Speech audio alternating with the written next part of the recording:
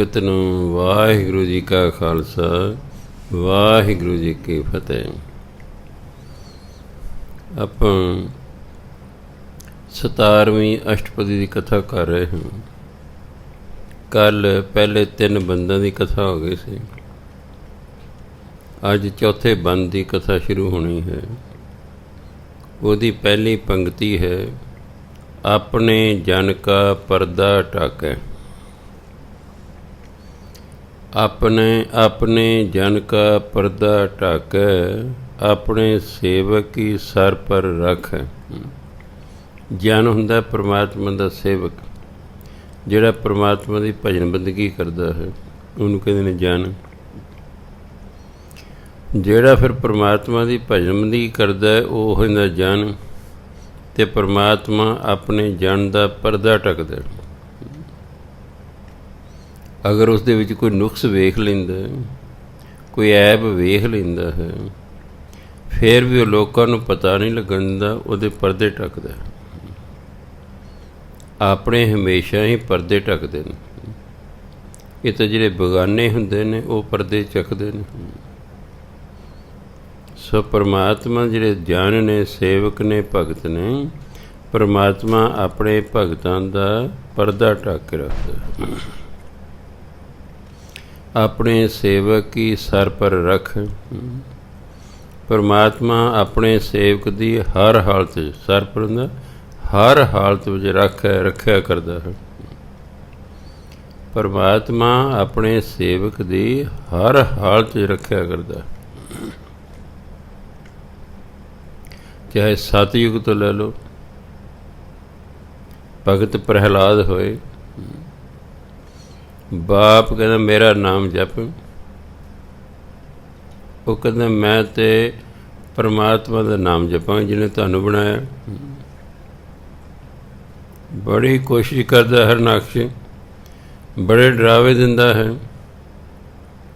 माँ भी कहती है, टीचर भी कहते ने भी तू हरनाक्ष का नाम लै। वो कहते नहीं, मैं तो परमात्मा का नाम ही लैना। हरनाक्ष मारन ते भी आ गया है, कहता देखदा फिर तैनूं कौन बचाउंदा है। तो फिर परमात्मा ने नारसिंह का रूप धारण किया, अद्धा बंदा अद्धा शेर। धाड़ बंदे दा है, उत्ते जिहड़ा सिर लगा वो शेर दा है। फिर भगवान ने अपने नौहां दे नाल, 9 दिनां दे नाल हरनाक्ष नूं पड़ दिता। इसलिए अपने सेवक प्रहलाद की रक्षा की।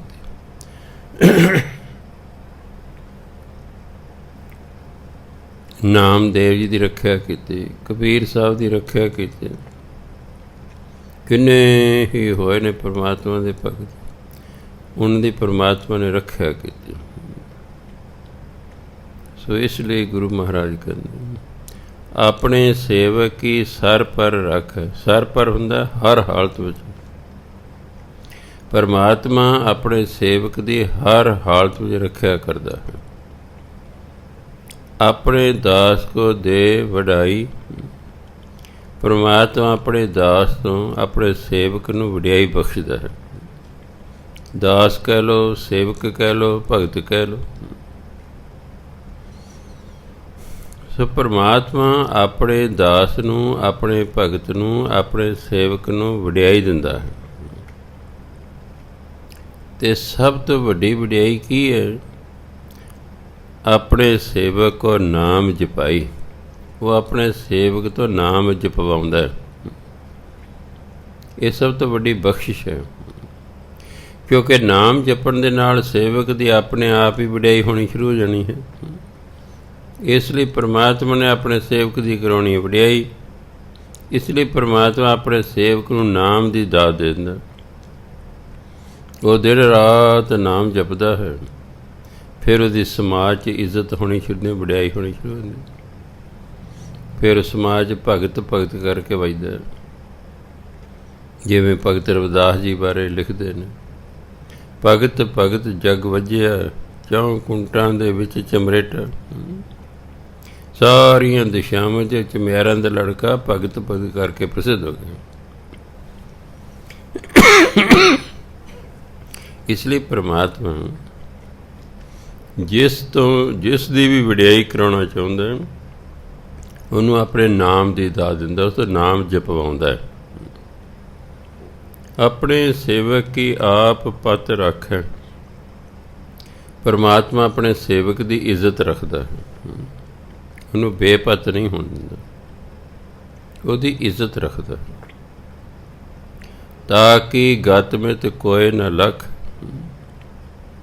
ਪਰਮਾਤਮਾ ਦੀ ਜਿਹੜੀ ਹੈ ਗਤ ਮਿਤ ਉਹ ਕੋਈ ਨਹੀਂ ਸਮਝ ਸਕਦਾ। ਪਰਮਾਤਮਾ ਦੀ ਅੰਦਰਲੀ ਅਵਸਥਾ ਨੂੰ, ਉਹਦੀ ਸਮਰੱਥਾ ਨੂੰ, ਲੱਖਾਂ ਦਾ ਲਖਣਾ ਸਮਝਣਾ, ਪਰਮਾਤਮਾ ਦੀ ਗਤੀ ਨੂੰ, ਪਰਮਾਤਮਾ ਦੀ ਸਮਰੱਥਾ ਨੂੰ ਕੋਈ ਨਹੀਂ ਸਮਝ ਸਕਦਾ, ਕਿਉਂਕਿ ਉਹ ਬੇਅੰਤ ਸ਼ਕਤੀਆਂ ਦਾ ਮਾਲਕ ਹੈ। ਇਸ ਲਈ ਉਹਨੂੰ ਸਮਝਣਾ ਆਸਾਨ ਨਹੀਂ ਹੈ। ਪ੍ਰਭ ਕੇ ਸੇਵਕ ਕੋ ਨਾ ਪਹੁੰਚੈ। ਪਰਮਾਤਮਾ ਦੇ ਸੇਵਕ ਦੇ ਬਰਾਬਰ ਹੋਰ ਕੋਈ ਨਹੀਂ ਪਹੁੰਚ ਸਕਦਾ। ਪਰਮਾਤਮਾ ਦੇ ਸੇਵਕ ਤੱਕ ਹੋਰ ਕੋਈ ਨਹੀਂ ਪਹੁੰਚ ਸਕਦਾ। ਬੜੇ ਰੀਸਾਂ ਕਰਦੇ ਨੇ, ਬੜੇ ਕੁਛ ਕਰਦੇ ਨੇ, ਪਰ ਉਹ ਸੇਵਕ ਦੇ ਬਰਾਬਰ ਨਹੀਂ ਪਹੁੰਚ ਸਕਦੇ। ਇਹਨੂੰ ਪੜ੍ਹਨਾ, ਪ੍ਰਭ ਕੇ ਸੇਵਕ ਕੋ ਨਾ ਪਹੁੰਚੈ। ਪਰਮਾਤਮਾ ਦੇ ਸੇਵਕ ਤੱਕ ਕੋਈ ਨਹੀਂ ਪਹੁੰਚ ਸਕਦਾ, ਭਾਵ ਉਹਦੀ ਕੋਈ ਬਰਾਬਰੀ ਨਹੀਂ ਕਰ ਸਕਦਾ। ਪ੍ਰਭ ਕੇ ਸੇਵਕ ਊਂਚ ਤੇ ਊਂਚੇ। ਪਰਮਾਤਮਾ ਜਿਹੜੇ ਸੇਵਕ ਨੇ ਉਹ ਬਹੁਤ ਉੱਚੇ ਨੇ, ਉੱਚਿਆਂ ਤੋਂ ਉੱਚੇ, ਪਰ ਬਹੁਤ ਉੱਚੇ।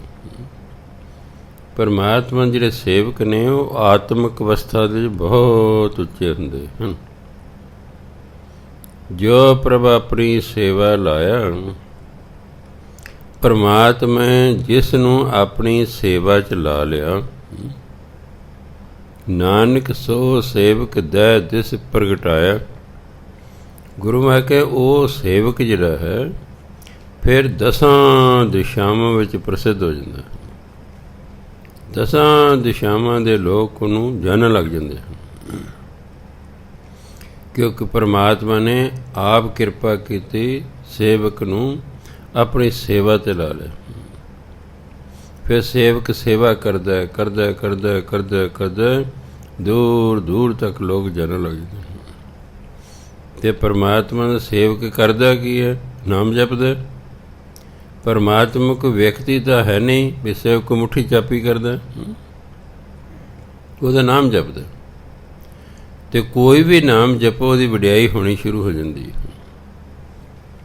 ਬਾਣੀ ਕਹਿੰਦੇ ਜਿਹੜਾ ਪਰਮਾਤਮਾ ਦੀ ਵਡਿਆਈ ਕਰਦਾ ਨਾ, ਪਰਮਾਤਮਾ ਉਹਦੀ ਵਡਿਆਈ ਕਰਾਉਂਦਾ। ਜਿਹੜਾ ਪਰਮਾਤਮਾ ਦੀ ਵਡਿਆਈ ਕਰੇਗਾ, ਪਰਮਾਤਮਾ ਉਹਦੀ ਵਡਿਆਈ ਕਰਾ ਦੇਗਾ।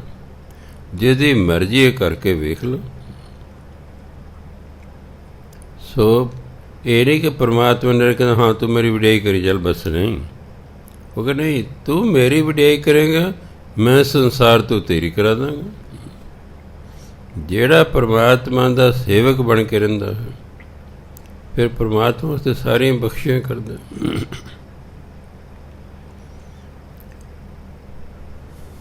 ਫਿਰ ਜਿਹੜਾ ਹੈ ਜਿਹਨੂੰ ਉਹ ਕੀ ਕਰਦਾ, ਫਿਰ ਸਾਰੀਆਂ ਦਿਸ਼ਾਵਾਂ 'ਚ ਪਰਮਾਤਮਾ ਨੂੰ ਪ੍ਰਗਟ ਕਰ ਦਿੰਦਾ, ਭਾਵ ਨੂੰ ਪ੍ਰਸਿੱਧ ਕਰ ਦਿੰਦਾ।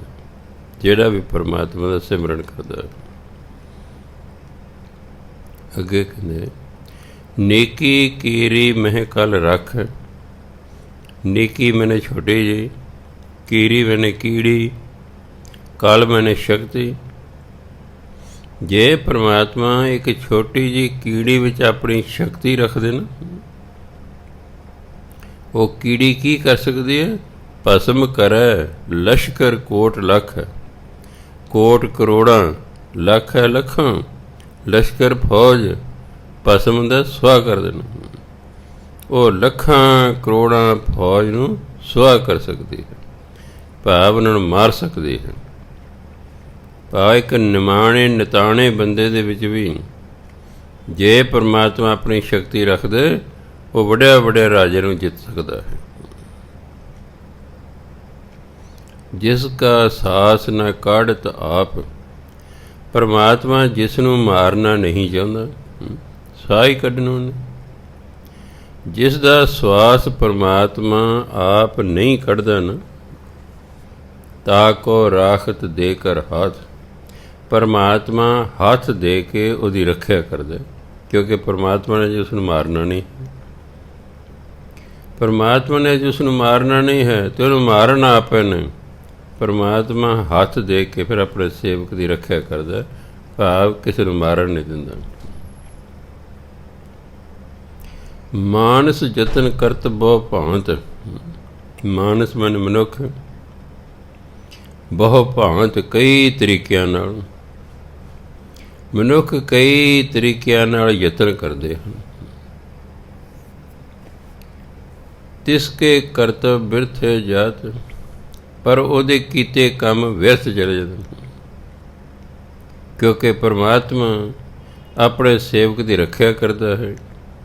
ਬਹੁਤ ਸਾਰੇ ਲੋਕ ਨੂੰ ਕਈ ਤਰੀਕਿਆਂ ਨਾਲ ਮਾਰਨਾ ਚਾਹੁੰਦੇ ਹਨ, ਪਰ ਉਹ ਜਿਹੜੇ ਉਹ ਤਰੀਕੇ ਵਰਤ ਰਹੇ ਨੇ, ਜਿਹੜੇ ਕੰਮ ਕਰ ਰਹੇ ਨੇ, ਉਹ ਵਿਅਰਥ ਚਲੇ ਜਾਂਦੇ ਨੇ, ਕਿਉਂਕਿ ਪਰਮਾਤਮਾ ਆਪਣੇ ਸੇਵਕ ਦੀ ਰੱਖਿਆ ਕਰ ਦਿੰਦਾ। ਕਰਤਵ ਹੁੰਦਾ ਕੰਮ, ਹਿੰਦੀ ਦਾ ਕਰਤਵ ਵਾਵੇ ਨਾਲ ਹੁੰਦਾ, ਬਸ ਪੰਜਾਬੀ ਜੀ ਬੱਬੇ ਨਾਲ ਹੋ ਗਿਆ। ਪਿਰਥੇ ਜਾਤ ਵਿਅਰਥ ਚਲੇ ਜਾਂਦੇ, ਉਹਨਾਂ ਦੇ ਯਤਨ ਜਿਹੜੇ ਨੇ ਉਹ ਵਿਅਰਥ ਚਲੇ ਜਾਂਦੇ। ਪਰਮਾਤਮਾ ਦੇ ਸਾਹਮਣੇ ਉਹਨਾਂ ਦੀ ਕੋਈ ਪੇਸ਼ ਨਹੀਂ ਜਾਂਦੀ।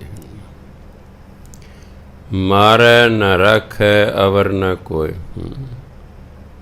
ਜਿਹੜਾ ਪਰਮਾਤਮਾ ਦਾ ਭਗਤ ਹੁੰਦਾ, ਉਹਨੂੰ ਹੋਰ ਕੋਈ ਨਾ ਮਾਰ ਸਕਦਾ ਨਾ ਰੱਖ ਸਕਦਾ ਹੈ। ਮੰਨ ਲਓ ਪਰਮਾਤਮਾ ਮਾਰਨਾ ਚਾਹੁੰਦਾ ਹੈ ਤਾਂ ਫਿਰ ਕੋਈ ਬਚਾ ਨਹੀਂ ਸਕਦਾ, ਅਤੇ ਜੇ ਪਰਮਾਤਮਾ ਉਹਨੂੰ ਬਚਾ ਕੇ ਰੱਖਣਾ ਚਾਹੁੰਦਾ ਫਿਰ ਉਹਨੂੰ ਕੋਈ ਮਾਰ ਨਹੀਂ ਸਕਦਾ, ਕਿਉਂਕਿ ਮਾਰੈ ਰੱਖੈ ਏਕੋ ਆਪ। ਮਾਰਨ ਵਾਲਾ ਅਤੇ ਰੱਖਿਆ ਕਰਨ ਵਾਲਾ ਇੱਕ ਪਰਮਾਤਮਾ ਹੀ ਹੈ। ਇਸ ਲਈ ਅਵਰ ਮਨ ਹੋਰ।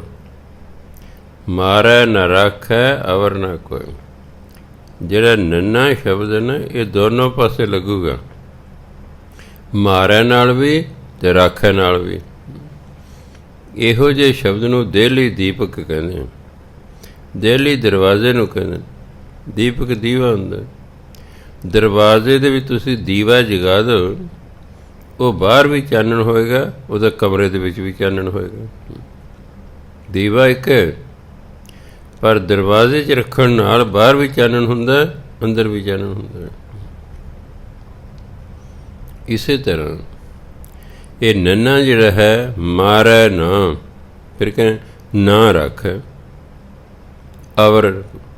ਹੋਰ ਕੋਈ ਕਿਸੇ ਜੀਵ ਨੂੰ ਨਾ ਮਾਰ ਸਕਦਾ, ਨਾ ਉਸਦੀ ਰੱਖਿਆ ਕਰ ਸਕਦਾ, ਕਿਉਂਕਿ ਸਰਬ ਜੀਆਂ ਕਾ ਰਾਖਾ ਸੋਏ। ਸਾਰੇ ਜੀਵਾਂ ਦਾ ਰਾਖਾ ਅਤੇ ਸੋਏ ਪਾਵੋ ਪਰਮਾਤਮਾ ਹੈ। ਪਰਮਾਤਮਾ ਹੀ ਸਾਰੇ ਜੀਵਾਂ ਦਾ ਰੱਖਿਅਕ ਹੈ।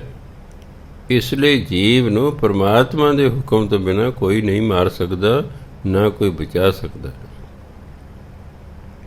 ਇਸ ਲਈ ਗੁਰੂ ਮਹਾਰਾਜ ਕਹਿੰਦੇ, ਕਾਹੇ ਸੋਚ ਕਰੈ ਰੇ ਪ੍ਰਾਣੀ। ਹੇ ਇਨਸਾਨ ਕਿਉਂ ਚਿੰਤਾ ਕਰਦਾ ਹੈ। ਮਨੁੱਖ ਕਈ ਵਾਰੀ ਸੋਚਦਾ ਨਾ, ਐ ਨਾ ਹੋ ਜੇ, ਆਹ ਨਾ ਹੋ ਜੇ। ਜੇ ਕਈ ਸੋਚ ਰਹੇ ਕਿਤੇ ਮੈਨੂੰ ਕਰੋਨਾ ਨਾ ਹੋ ਜੇ। ਹਰ ਬੰਦੇ ਹੀ ਸੋਚ ਰਹੇ ਕਿ ਫੈਲ ਰਹਿਣਾ ਦਿਨੋਂ ਦਿਨ। ਜੇ ਕੋਈ ਦਿਨੋਂ ਦਿਨ ਚੀਜ਼ ਫੈਲ ਰਹੀ ਹੈ ਤਾਂ ਦੂਜਿਆਂ ਨੂੰ ਵੀ, ਆਮ ਲੋਕਾਂ ਨੂੰ ਵੀ ਖਤਰਾ ਹੋ ਜਾਂਦਾ, ਕਿਤੇ ਬਿਮਾਰੀ ਸਾਡੇ ਤੱਕ ਨਾ ਪਹੁੰਚ ਜਾਏ।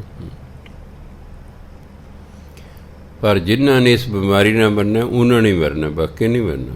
ਕਿਸੇ ਨੇ ਕਿਸੇ ਬਿਮਾਰੀ ਨਾਲ ਮਰਨਾ ਹੁੰਦਾ, ਕਿਸੇ ਨੇ ਕਿਸੇ ਬਿਮਾਰੀ ਨਾਲ ਮਰਨਾ ਹੁੰਦਾ।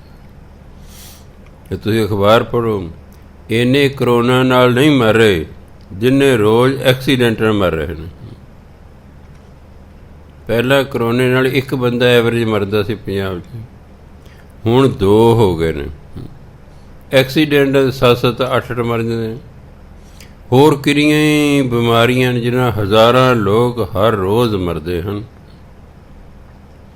ਕਿਸੇ ਨੇ ਕਿਸੇ ਤਰੀਕੇ ਨਾਲ ਮਰਨਾ, ਕਿਸੇ ਨੇ ਕਿਸੇ ਤਰੀਕੇ ਨਾਲ ਮਰਨਾ। ਹਰ ਇੱਕ ਦਾ ਤਰੀਕਾ ਤਾਂ ਉਹਦੇ ਜਨਮ ਵੇਲੇ ਲਿਖ ਦਿੱਤਾ ਗਿਆ ਸੀ ਕਿ ਤੂੰ ਫਲਾਣੇ ਤਰੀਕੇ ਨਾਲ ਮਰਨਾ ਹੈ, फलाने दिन मरना है, फलानी थां ते मरना है।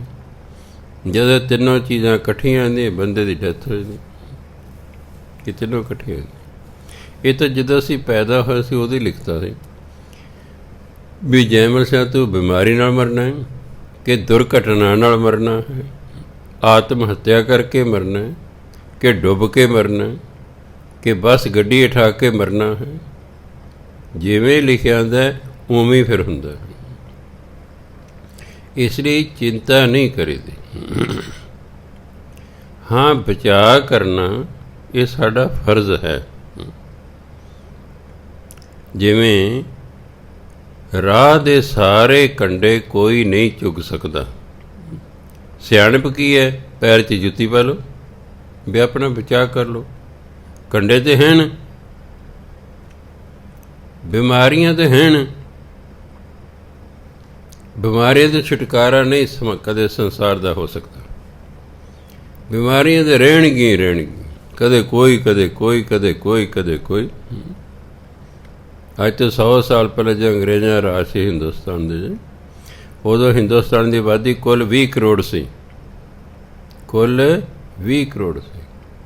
ਉਦੋਂ ਵੀ ਇਹੋ ਜਿਹੀ ਇੱਕ ਬਿਮਾਰੀ ਫੈਲੀ ਸੀ, 1 ਕਰੋੜ 80 ਲੱਖ ਲੋਕ ਮਰ ਗਏ ਸਨ ਉਦੋਂ। 20 ਕਰੋੜ ਦੇ ਵਿੱਚੋਂ 1 ਕਰੋੜ 80 ਲੱਖ ਲੋਕ ਮਰ ਗਏ। ਜਾਂ ਓਨੀ ਫਿਰ ਭਿਆਨਕ ਬਿਮਾਰੀ ਹੁਣ ਸ਼ੁਰੂ ਹੋਈ ਹੈ। ਜਿਨ੍ਹਾਂ ਨੇ ਇਹਦੇ ਨਾਲ ਮਰਨਾ ਇਹਦੇ ਨਾਲ ਹੀ ਮਰਨਾ, ਜਿਨ੍ਹਾਂ ਨੇ ਇਹਦੇ ਨਾਲ ਨਹੀਂ ਮਰਨਾ ਨਹੀਂ ਮਰਨਾ। ਬਸ ਲਿਖਿਆ ਤੇ ਪਹਿਲੇ ਹੀ ਮੈਂ ਤੂੰ ਕਾਹਦੇ ਨਾਲ ਮਰਨਾ ਹੈ। ਇਸ ਲਈ ਗੁਰਬਾਣੀ ਕਾਹੇ ਸੋਚ ਕਰਾਂ ਰੇ ਪ੍ਰਾਣੀ, ਹੇ ਪ੍ਰਾਣੀ ਤੂੰ ਕਿਉਂ ਚਿੰਤਾ ਕਰਦਾ? ਤੂੰ ਕਰ ਕੀ? ਜਪ ਨਾਨਕ ਪ੍ਰਭ ਅਲਖ ਵਿਡਾਣੀ। ਉਹ ਪਰਮਾਤਮਾ, ਇਹਨੂੰ ਅਲਖ ਪੜ੍ਹਨਾ, ਅਲਖ ਨਹੀਂ ਪੜ੍ਹਨਾ। ਇਹਨੂੰ ਅਲਖ ਲੱਲੇ ਤੇ ਅਦਕ ਪਾ ਕੇ ਵੀ ਨਹੀਂ ਪੜ੍ਹਨਾ। ਇਹ ਹੈ ਅਲਖ। ਆੜਾ ਪਲੱਸ ਲੱਲਾ ਖੱਖੇ ਦੇ ਪੈਰ 'ਚ ਬਿੰਦੇ। ਲੱਖ ਹੁੰਦਾ ਜਿਹਨੂੰ ਅਸੀਂ ਸਮਝ ਸਕੀਏ, ਅਲਖ ਹੁੰਦਾ ਜਿਹਨੂੰ ਆਪਾਂ ਸਮਝ ਨਾ ਸਕੀਏ, ਜੋ ਸਾਡੀ ਸਮਝ ਤੋਂ ਉੱਪਰ ਹੈ। ਪਰਮਾਤਮਾ ਜੋ ਅਲਖ ਹੈ, ਵਿਡਾਣੀ ਹੁੰਦਾ ਅਸਚਰਜ।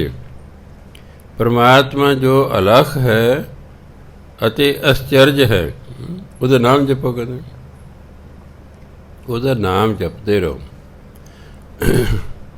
ਕਿਉਂਕਿ ਜਿਹੜਾ ਉਹਦੀ ਭਜਨ ਬੰਦਗੀ ਕਰਦਾ ਨਾ, ਉਹਦੇ ਬਾਰੇ ਗੁਰਬਾਣੀ ਲਿਖਿਆ, ਨਾਨਕ ਚਿੰਤਾ ਮਤ ਕਰੋ, ਚਿੰਤਾ ਤਿਸ ਹੀ ਹੈ। ਹੇ ਇਨਸਾਨ ਚਿੰਤਾ ਨਾ ਕਰ, ਚਿੰਤਾ ਤੇ ਉਹਨੂੰ ਹੈ। ਤਾਂ ਇਹ ਸਿਆਣਗੇ ਚਿੰਤਾ ਨਾ ਕਰੋ, ਚਿੰਤਨ ਕਰੋ। ਚਿੰਤਨ ਦਾ ਮਤਲਬ ਸਿਮਰਨ। ਚਿੰਤਾ ਨਾ ਕਰੋ, ਸਿਮਰਨ ਕਰੋ। ਇੱਕ ਤਾਂ ਤੁਹਾਡਾ ਧਿਆਨ ਦੂਜੇ ਪਾਸੇ ਹੋਵੇਗਾ। ਜਦ ਤੁਸੀਂ ਸਿਮਰਨ ਕਰੋਗੇ ਪਰਮਾਤਮਾ ਤੁਹਾਡੇ ਨਾਲ ਹੋ ਜਾਏਗਾ। ਅਤੇ ਜਦੋਂ ਪਰਮਾਤਮਾ ਤੁਹਾਡੇ ਨਾਲ ਹੋਏਗਾ ਫਿਰ ਫਿਕਰ ਕਰਨ ਦੀ ਕੀ ਲੋੜ ਹੈ। ਇਸ ਲਈ ਚਿੰਤਾ ਨਹੀਂ ਕਰੀਦੀ, ਯਤਨ ਕਰੀਦਾ। ਗੁਰਬਾਣੀ ਕਹਿੰਦੇ ਚਿੰਤਾ ਨਾ ਕਰੋ, ਸਗੋਂ ਯਤਨ ਕਰੋ। ਅਸੀਂ ਯਤਨ ਕਰਨਾ। ਚਿੰਤਾ ਕਰਾਈਏ ਮੈਂ ਕਹਿੰਦਾ ਡਿਪਰੈਸ਼ਨ ਹੋ ਜਾਏਗਾ। ਇੱਕ ਸਿਆਪੇ ਤੋਂ ਹਟਾਂਗੇ ਉਹ ਦੂਜਾ ਗਲ ਪੈ ਜਾਏਗਾ। ਕਰੋਨਾ ਪਤਾ ਨਹੀਂ ਹੋਣਾ ਕਿ ਨਹੀਂ ਹੋਣਾ। ਕਿੰਨੇ ਲੋਕਾਂ ਨੂੰ ਡਿਪਰੈਸ਼ਨ ਹੋਏ ਸੋਚ ਕੇ ਵੀ ਹਾਏ ਕਿਤੇ ਮੈਨੂੰ ਨਾ ਹੋ ਜਾਏ। ਉਹ ਪਤਾ ਨਹੀਂ ਹੋਣਾ ਕਿ ਨਹੀਂ ਹੋਣਾ, ਉਹ ਪਹਿਲਾਂ ਹੀ ਵਕਤ ਨੂੰ ਫੜੇ ਗਏ ਨੇ। ਹੁਣ ਘਰ 'ਚ ਇੱਕ ਨੂੰ ਡਿਪਰੈਸ਼ਨ ਹੈ, ਬਾਕੀ ਜੀਆਂ ਨੂੰ ਵਕਤ ਖੜਾ ਹੋ ਜਾਂਦਾ ਹੈਗਾ। ਘਰ 'ਚ ਇੱਕ ਬਿਮਾਰ ਹੋਵੇ ਸਾਰੇ ਬਾਕੀ ਜੀਆਂ ਨੂੰ ਵਕਤ ਖੜਾ ਹੋ ਜਾਂਦਾ ਕਿ ਨਹੀਂ। ਇਸ ਲਈ ਉੱਬੜ ਵਾਏ ਰਾਤ ਨੂੰ ਉੱਠਦੇ ਨੇ, ਉੱਬੜ ਵਾਏ ਉੱਠਦੇ ਨੇ ਡਰ ਕੇ ਵੀ ਆ ਗਿਆ। ਇਸ ਲਈ ਗੁਰਬਾਣੀ ਕਹਿੰਦੇ ਚਿੰਤਾ ਨਹੀਂ ਕਰੇ, ਸਗੋਂ ਆਪਣਾ ਧਿਆਨ ਭਜਨ ਬੰਦਗੀ 'ਚ ਲਾਓ, ਪਰਮਾਤਮਾ ਦਾ ਚਿੰਤਨ ਕਰੋ। ਆਪਣਾ ਧਿਆਨ ਇਸ ਪਾਸੇ ਹਟਾਓ, ਚੰਗੇ ਪਾਸੇ ਲਾਓ, ਨਾਮ ਸਿਮਰਨ ਕਰੋ। ਬਹੁਤ ਗੱਲ ਤੇ ਬਹੁਤੀ ਧਿਆਨ ਹਟਾਉਣ ਦੀ ਹੀ ਹੈ। ਬੰਦਾ ਬਿਮਾਰ ਪਿਆ ਹਸਪਤਾਲ 'ਚ, ਉਹਦੇ ਕੋਲ ਕੋਈ ਨਹੀਂ, ਉਹਦਾ ਸਾਰਾ ਧਿਆਨ ਆਪਣੀ ਬਿਮਾਰੀ ਵੱਲ ਹੋਵੇਗਾ। ਆਪਾਂ ਕਦੇ ਕੋਈ ਉਹਦਾ ਹਾਲ ਚਾਲ ਪੁੱਛਣ ਚਲੇ ਗਏ ਹਾਂ। ਉਹ ਬਿਮਾਰੀ ਦੀ ਉੱਥੇ ਗੱਲਾਂ ਨਾ ਕਰੋ ਉਹਦੇ ਕੋਲ ਵੀ ਯਾਰ ਤੈਨੂੰ ਤਾਂ ਬੜੀ ਨਾਮਰਾਦ ਬਿਮਾਰੀ ਲੱਗ ਗਈ ਹੈ, ਇਸ ਬਿਮਾਰੀ ਨੇ ਦੇਖੋ ਕਿੰਨੇ ਉੱਥੇ ਮਰ ਗਿਆ ਸੀ, ਉੱਥੇ ਮਰ ਗਿਆ ਇਸ ਤਰ੍ਹਾਂ ਨਹੀਂ ਕਹੀਦਾ। ਉਹਦਾ ਹੋਰ ਗੱਲਾਂ ਕਰਕੇ ਧਿਆਨ ਬਿਮਾਰੀ ਵੱਲੋਂ ਹਟਾਓ। ਜਿੰਨਾ ਚਿਰ ਤੁਸੀਂ ਬੈਠੇ ਉਹਨੂੰ ਸੁੱਖ ਮਹਿਸੂਸ ਹੋਵੇਗਾ। ਜਿਉਂ ਹੀ ਤੁਸੀਂ ਹਸਪਤਾਲੋਂ ਆਓਗੇ ਉਹ ਫਿਰ ਸੋਚਣ ਲੱਗ ਜਾਏ ਬਿਮਾਰੀ ਬਾਰੇ। ਗੱਲ ਤੇ ਧਿਆਨ ਹਟਾਉਣ ਦੀ ਹੁੰਦੀ ਹੈ ਤਾਂ ਜੋ ਦੁੱਖ ਬਹੁਤਾ ਮਹਿਸੂਸ ਨਾ ਹੋਵੇ। ਧਿਆਨ ਹੀ ਹਟਾਉਣਾ ਅਤੇ ਭਜਨ ਬੰਦਗੀ ਸਭ ਤੋਂ ਵਧੀਆ ਢੰਗ ਹੈ ਇਸ ਪਾਸੇ ਧਿਆਨ ਹਟਾ ਕੇ ਦੂਜੇ ਪਾਸੇ ਲਾਉਣ ਦਾ। ਇਸ ਲਈ ਗੁਰੂ ਮਹਾਰਾਜ ਕਹਿੰਦੇ ਕਾਹੇ ਸੋਚ ਕਰੈ ਰੇ ਪ੍ਰਾਣੀ, ਹੈ ਪ੍ਰਾਣੀ ਕਿਉਂ ਸੋਚਦੇ ਹੈ, ਕਿਉਂ ਚਿੰਤਾ ਕਰਦੇ ਹੈ। ਜਪ ਨਾਨਕ ਪ੍ਰਭ ਅਲਖ ਵਿਡਾਣੀ। ਪਰਮਾਤਮਾ ਜੋ ਸਾਡੀ ਸਮਝ ਤੋਂ ਉੱਪਰ ਹੈ ਅਤੇ ਵਿਡਾਣੀ ਜੋ ਅਸਚਰਜ ਹੈ, ਕਹਿੰਦੇ ਉਹਦਾ ਨਾਮ ਜਪ। ਫਿਰ ਇਹ ਨਹੀਂ ਵੀ ਹੁਣ ਕੁਛ ਜੀ ਕਿੰਨਾ ਸਮਾਂ ਜਪਣਾ ਜੀ।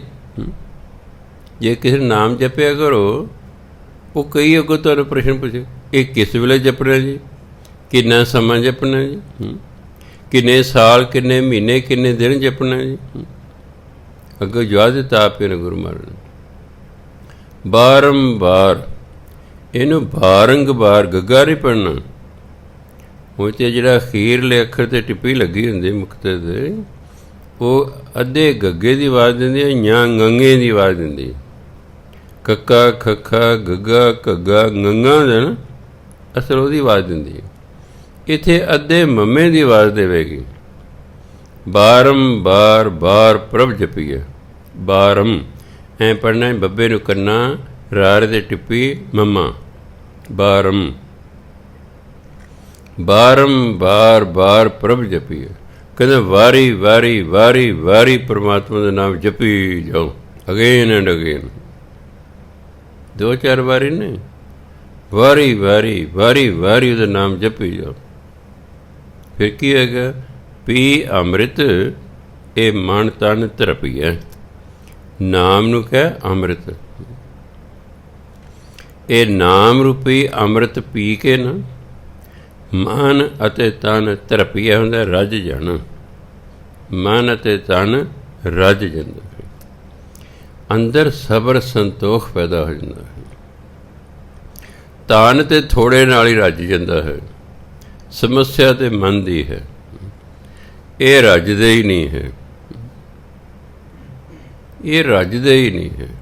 ਤਨ ਤਾਂ ਠੀਕ ਹੈ, ਭੁੱਖ ਲੱਗੀ ਹੈ, ਰੋਟੀਆਂ ਖਾ ਲਈਆਂ, ਰੱਜ ਗਿਆ, 4-5 ਘੰਟੇ ਲੰਘ ਜਾਣਗੇ, ਫਿਰ ਲੱਗੇ ਫਿਰ ਖਾ ਲੈ। ਮਨ ਨਹੀਂ ਰੱਜਿਆ ਕਰਦਾ। ਸਹਿਸ ਖਟੈ ਲੱਖ ਕੁਟ ਧਾਵੈ, ਤ੍ਰਿਪਤ ਨਾ ਆਵੈ ਮਾਇਆ ਪਾਛੈ ਪਾਵੈ। ਇਸ ਲਈ ਆਪਣੇ ਮਨ ਅਤੇ ਤਨ ਨੂੰ ਨਾਮ ਨਾਲ ਰਜਾ ਲੈਣਾ ਹੈ। ਅਤੇ ਜਦੋਂ ਮਨ ਰੱਜ ਜਾਂਦਾ ਫਿਰ ਇਹ ਕਹਿੰਦਾ ਦਾਤੇ ਦਾ ਦਿੱਤਾ ਬਹੁਤ ਹੈ। ਫਿਰ ਸਹਿ ਸਵਾਦ ਇਹਦੇ ਮੂੰਹ 'ਚ ਨਿਕਲਦਾ ਦਾਤੇ ਦਾ ਦਿੱਤਾ ਬਹੁਤ ਹੈ। ਇੱਕ ਵਾਰੀ ਬੀਬੀ ਆ ਗਈ ਜੀ, ਉਹ ਮੇਰਾ ਘਰ ਵਾਲਾ ਜੀ ਕਮਾਉਂਦਾ ਕੋਈ ਨਹੀਂ। ਮੈਂ ਨਸ਼ੇ ਤਾਂ ਨਹੀਂ ਕਰਦਾ? ਕਿ ਨਾ ਜੀ। ਮੈਂ ਸ਼ਰਾਬ ਤਾਂ ਨਹੀਂ ਪੀਂਦਾ? ਕਿ ਨਾ ਜੀ। ਮੈਂ ਘਰ ਤੁਹਾਡੇ ਕੋਲ ਰਹਿਣ ਨੂੰ ਘਰ ਹੈ? ਕਹਿੰਦੇ ਹਾਂ ਘਰ ਹੈ ਜੀ। ਮੈਂ ਤੁਹਾਨੂੰ ਪਾਉਣ ਨੂੰ ਕੱਪੜੇ ਮਿਲਦੇ ਨੇ? ਕਹਿੰਦੇ ਹਾਂ ਜੀ। ਮੈਂ ਤੇਰੇ ਖਾਣ ਨੂੰ ਰੋਟੀ ਮਿਲਦੀ? ਕਹਿੰਦੇ ਹਾਂ ਜੀ, ਮੈਂ ਆਪ ਹੀ ਬਣਾਉਣੀ ਹੈ। ਮੈਂ ਦੱਸ ਹੋਰ ਤੁਹਾਨੂੰ ਕੀ ਚਾਹੀਦਾ ਜੀ। ਉਹ ਕੰਮ ਕਰੇ ਨਾ ਕਰੇ, ਤੁਹਾਡੇ ਕੋਲ ਰਹਿਣ ਨੂੰ ਘਰ ਹੈ, ਤੁਹਾਡੇ ਕੋਲ ਪਹਿਨਣ ਨੂੰ ਕੱਪੜੇ ਨੇ, ਤੁਹਾਡੇ ਕੋਲ ਖਾਣ ਨੂੰ ਰੋਟੀ ਹੈ, ਹੋਰ ਦੱਸੋ ਤੁਹਾਨੂੰ ਕੀ ਚਾਹੀਦਾ। ਐਵੇਂ ਹੀ ਤੁਸੀਂ ਦੁਖੀ ਹੋਈ ਜਿਹਨਾਂ ਨਾਲ ਬਾਕੀ ਜੀਣ ਦੁਖੀ ਕਰਦੇ ਰਹਿੰਦੇ ਹੋ। ਮਨ ਨਹੀਂ ਨਾ ਰੱਜਿਆ। ਆਪ ਮੰਨ ਰਹੇ ਵੀ ਹਾਂ ਘਰ ਵੀ ਹੈ ਜੀ, ਖਾਣ ਨੂੰ ਰੋਟੀ ਵੀ ਮਿਲਦੀ ਹੈ, ਪਹਿਨਣ ਨੂੰ ਕੱਪੜੇ ਵੀ ਮਿਲਦੇ ਨੇ, ਮੈਂ ਹੋਰ ਫਿਰ ਕੀ ਹੈ। ਕੁੱਲੀ ਗੁੱਲੀ ਜੁੱਲੀ ਤਿੰਨ ਹੀ ਚੀਜ਼ਾਂ ਚਾਹੀਦੀਆਂ। ਕੁੱਲੀ ਮੈਨੇ ਘਰ, ਗੁੱਲੀ ਮੈਨੇ ਰੋਟੀ, ਜੁੱਲੀ ਮੈਨੇ ਕੱਪੜਾ। ਇਹ ਤਿੰਨ ਸਾਡੀਆਂ ਬੁਨਿਆਦੀ ਲੋੜਾਂ ਹਨ।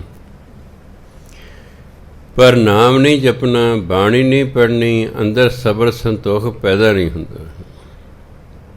ਇਸ ਲਈ ਗੁਰੂ ਮਹਾਰਾਜ ਕਹਿੰਦੇ ਨੇ ਇਹ ਨਾਮ ਅੰਮ੍ਰਿਤ ਪੀ, ਨਾਮ ਅੰਮ੍ਰਿਤ ਪੀ ਕੇ ਨਾ ਇਹ ਮਨ ਤਨ ਤਰਪੀਐ, ਇਸ ਮਨ ਅਤੇ ਤਨ ਨੂੰ ਰਝਾ ਲਓ, ਫਿਰ ਰੱਜ ਜਾਏਗਾ।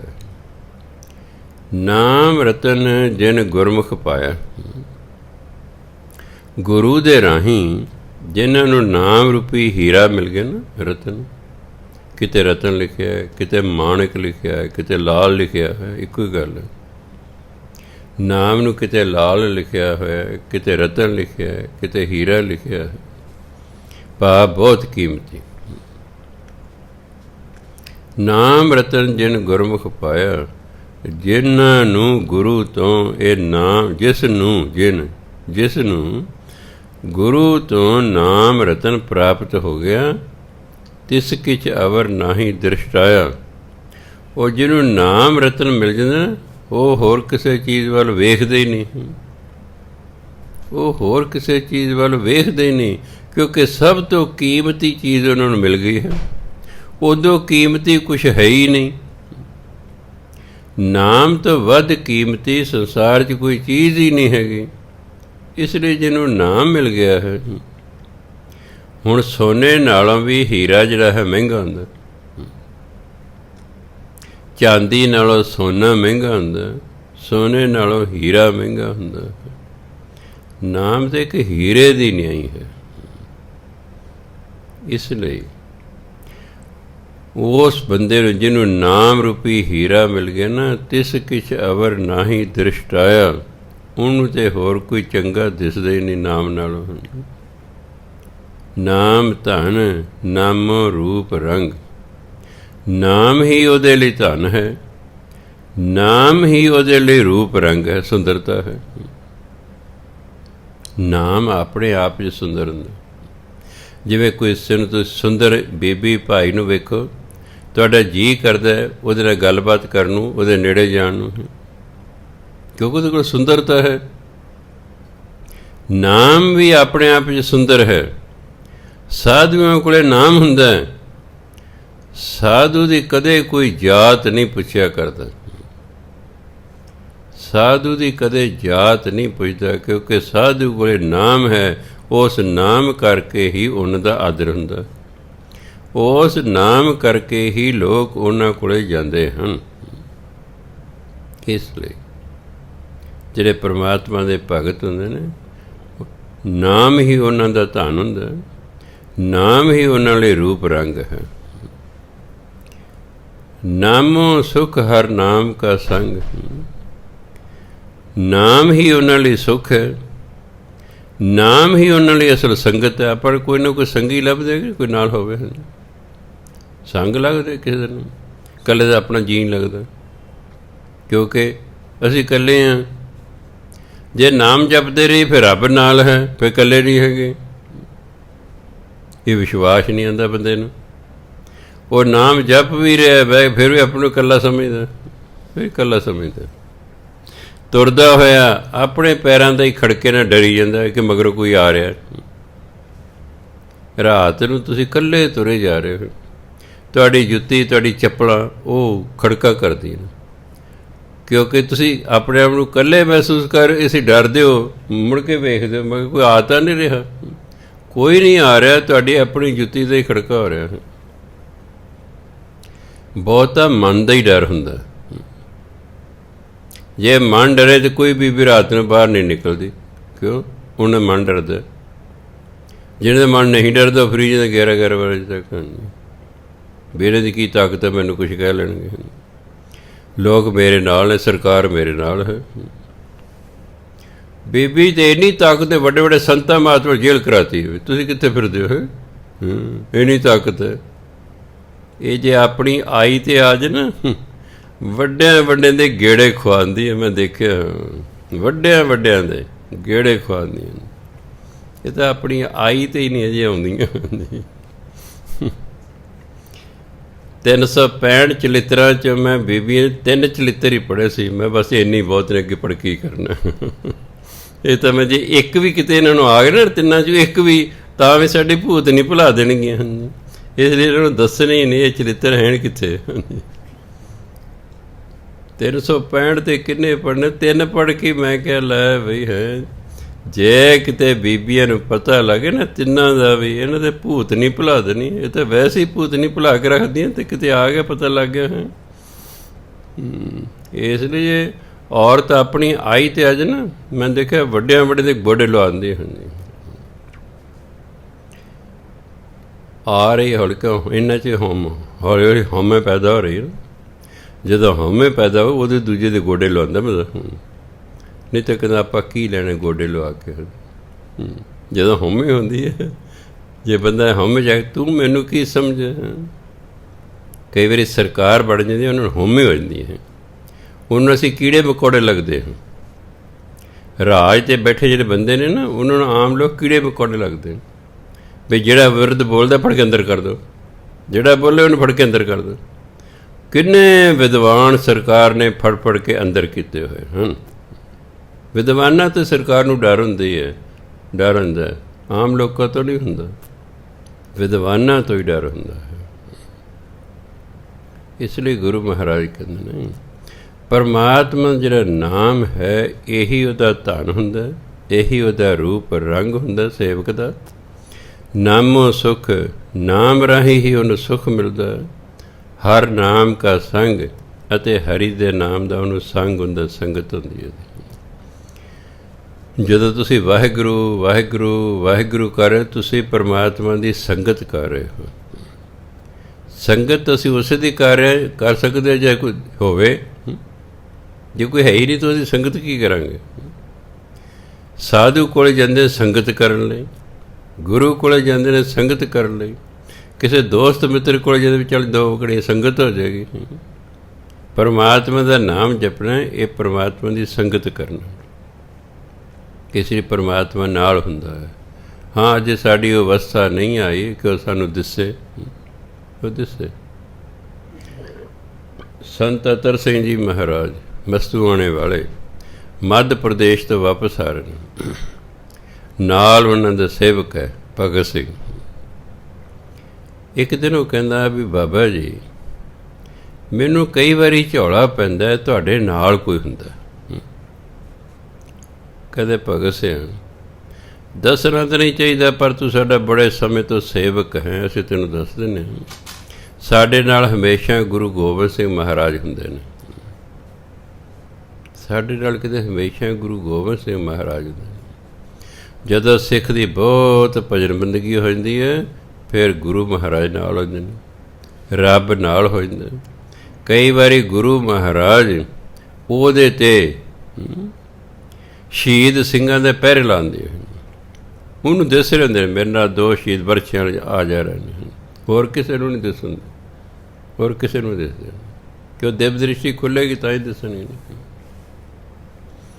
ਪਹਿਲਾ ਵਿਸ਼ਵਾਸ ਲਿਆਉਣਾ, ਸਮਾਂ ਪਾ ਕੇ ਦਿਵ ਦ੍ਰਿਸ਼ਟੀ ਖੁੱਲ੍ਹ ਜਾਏਗੀ। ਗੁਰੂ ਮਹਾਰਾਜ ਕਹਿ ਰਹੇ ਨੇ, ਇਸ ਲਈ ਸਿੱਖ ਦਾ ਫਰਜ਼ ਬਣਦਾ ਉਸ 'ਤੇ ਵਿਸ਼ਵਾਸ ਕਰਨਾ। ਅਤੇ ਵਿਸ਼ਵਾਸ 'ਚ ਇਹ ਨਹੀਂ ਤਾਕਤ ਹੈ ਕਿ ਕਿਸੇ ਦਿਨ ਨੂੰ ਸਾਹ ਪ੍ਰਗਟ ਕਰ ਦਿੰਦੇ, ਜਿਵੇਂ ਮਨ 'ਚ ਵੀ ਬੜੀ ਤਾਕਤ ਹੈ। ਮਨ ਤੁਹਾਡੇ ਸਾਹਮਣੇ ਭੂਤ ਪ੍ਰੇਤ ਬਣਾ ਕੇ ਖੜੇ ਕਰ ਦੇਗਾ, ਬੜੀ ਚੀਜ਼ ਹੈ ਮਨ ਵੀ ਇਹ। ਜਦੋਂ ਦਿਮਾਗ ਕਮਜ਼ੋਰ ਹੁੰਦਾ ਮਨ ਕਈ ਵਾਰੀ ਤਗੜਾ ਹੋ ਜਾਂਦਾ, ਫਿਰ ਇਹ ਬੜਾ ਖਿਆਲ ਲਿਆ ਕੇ ਬਨਾਵਟੀ ਚੀਜ਼ਾਂ ਤੁਹਾਡੇ ਸਾਹਮਣੇ ਖੜੀਆਂ ਕਰ ਦੇਗਾ ਅਤੇ ਡਰ ਜਾਓਗੇ ਵਿਆਹ ਕੀ ਹੋ ਗਿਆ। ਜਿਨ੍ਹਾਂ ਦੇ ਮਨ ਮਜ਼ਬੂਤ ਹੁੰਦੇ ਨੇ ਉਹਨਾਂ ਨੂੰ ਇਹੋ ਜਿਹੀ ਚੀਜ਼ਾਂ ਨਹੀਂ ਤੰਗ ਕਰਿਆ ਕਰਦੇ। ਇਸ ਲਈ ਗੁਰੂ ਮਹਾਰਾਜ ਕਹਿੰਦੇ ਨਾਮੋ ਸੁਖ ਹਰ ਨਾਮ ਕਾ ਸੰਗ, ਨਾਮ ਤੋਂ ਹੀ ਉਹਨਾਂ ਨੂੰ ਸੁੱਖ ਮਿਲਦਾ। ਹਰੀ ਦਾ ਨਾਮ ਵੀ ਉਹਨਾਂ ਦਾ ਸੰਗ ਹੈ, ਸੰਗਤ ਹੈ। ਨਾਮ ਰਸ ਜੋ ਜਨ ਤ੍ਰਿਪਤਾਨੇ, ਹਰ ਇੱਕ ਚੀਜ਼ 'ਚ ਰਸ ਹੁੰਦਾ ਹੈ। ਆਹ ਬੁਰੇ ਕੰਮਾਂ 'ਚ ਵੀ ਰਸ ਹੈ, ਨਹੀਂ ਤਾਂ ਕਰੇ ਕਿਉਂ ਕੋਈ। ਜਿਸ ਚੀਜ਼ 'ਚ ਰਸ ਹੁੰਦਾ ਹੈ ਉਸੇ ਨੂੰ ਖਾਣ ਨੂੰ ਵੀ ਵਾਰੀ ਵਾਰੀ ਜੀਅ ਕਰਦਾ। ਬੇਸਵਾਦੀ ਚੀਜ਼ ਨੂੰ ਕੋਈ ਨਹੀਂ ਖਾ ਕੇ ਰਾਜੇ। ਲੂਣ ਘੱਟ ਪੈ ਗਿਆ ਸਬਜ਼ੀ ਦੇ ਵਿੱਚ, ਉਹ ਬੇਰਸੀ ਹੋ ਗਈ ਹੈ। ਬਾਕੀ ਸਭ ਕੁਛ ਪੂਰਾ ਹੈ, ਪਰ ਲੂਣ ਘੱਟ ਹੋਣ ਕਰਕੇ ਉਹ ਸਬਜ਼ੀ 'ਚ ਕੋਈ ਸਵਾਦ ਨਹੀਂ ਆ ਰਿਹਾ, ਬੰਦਾ ਉਹਨੂੰ ਨਹੀਂ ਖਾਂਦਾ। ਬੁਰਾਈਆਂ 'ਚ ਵੀ ਰਸ ਹੈ, ਇਸ ਲਈ ਬੰਦਾ ਬੁਰੇ ਪਾਸੇ ਵਾਰੀ ਜਾਂਦਾ। ਉਹਦੇ ਇੰਦਰੀਆਂ ਦਾ ਰਸ ਹੈ ਉਹਦੇ ਵਿੱਚ। ਨਾਮ ਦੇ ਵਿੱਚ ਵੀ ਰਸ ਹੁੰਦਾ ਹੈ। ਸ਼ੁਰੂ 'ਚ ਨਾਮ ਫਿੱਕਾ ਲੱਗਦਾ। ਕਈ ਗੋਲੀਆਂ ਨੇ ਭਾਵੇਂ ਕਿੰਨੀਆਂ ਕੌੜੀਆਂ ਕਿਉਂ ਨਾ ਹੋਣ, ਬਿਮਾਰੀ ਨੂੰ ਦੂਰ ਕਰਨ ਲਈ ਖਾਣੀਆਂ ਪੈਂਦੀਆਂ ਨੇ। ਜਦੋਂ ਅਸੀਂ ਖਾਂਦੇ ਹਾਂ ਫਿਰ ਤੰਦਰੁਸਤ ਹੋ ਜਾਂਦੇ ਹਾਂ, ਫਿਰ ਕਹਿੰਦੇ ਹਾਂ ਚਲੋ ਕੋਈ ਨਹੀਂ, 4-5 ਦਿਨ ਮੂੰਹ 'ਤੇ ਕੌੜਾ ਰਿਹਾ ਪਰ ਤੰਦਰੁਸਤ ਤੇ ਹੋ ਗਏ ਨਾ। ਇਹ ਨਾਮ ਪਹਿਲਾਂ ਫਿੱਕਾ ਫਿੱਕਾ ਲੱਗਦਾ, ਜਪੀ ਜਾਓ ਜਪੀ ਜਾਓ ਜਪੀ ਜਾਓ। ਇੱਕ ਦਿਨ ਇਹੀ ਨਾਮ ਹੌਲੀ ਹੌਲੀ ਮਿੱਠਾ ਲੱਗਣ ਲੱਗ ਜਾਏਗਾ। ਹੋਰ ਜਪੀ ਜਾਓ ਹੋਰ ਜਪੀ ਜਾਓ।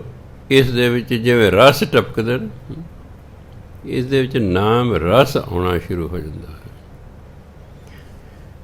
ਉਦੋਂ ਫਿਰ ਕੀ ਹੁੰਦਾ, ਨਾਮ ਰਸ ਜੋ ਜਨ ਤ੍ਰਿਪਤਾਨੇ। ਜਿਹੜੇ ਪ੍ਰਮਾਤਮਾ ਦੇ ਭਗਤ ਨੇ ਉਹ ਨਾਮ ਰਸ ਨਾਲ ਤ੍ਰਿਪਤ ਹੁੰਦੇ, ਰੱਜੇ ਰਹਿੰਦੇ ਨੇ। ਉਹਨਾਂ ਨੂੰ ਰੱਜ ਆ ਜਾਂਦਾ, ਉਹਨਾਂ ਦਾ ਮਨ ਰੱਜ ਜਾਂਦਾ। ਤ੍ਰਿਪਤ ਹੋ ਜਾਣਾ, ਰੱਜ ਜਾਣਾ, ਸੰਤੁਸ਼ਟ ਹੋ ਜਾਣਾ। ਉਹਨਾਂ ਨੂੰ ਨਾਮ ਰਸ ਦੇ ਵਿੱਚੋਂ ਹੀ ਰੱਜ ਪ੍ਰਾਪਤ ਹੋ ਜਾਂਦਾ ਹੈ। ਕਿਉਂਕਿ ਜਿਹਨੂੰ ਨਾਮ ਰਸ ਹੁੰਦਾ ਉਹਨੂੰ ਬਾਕੀ ਸਾਰੇ ਰਸ ਵਿਸਰ ਜਾਂਦੇ ਹਨ। ਕਿਉਂ ਦੂਜੇ ਰਸ ਵਿਸਰ ਜਾਂਦੇ ਨੇ? ਕਿਉਂਕਿ ਨਾਮ ਦਾ ਜਿਹੜਾ ਰਸ ਹੈ ਉਹ ਸਭ ਤੋਂ ਵੱਧ ਸਵਾਦੀ ਹੁੰਦਾ।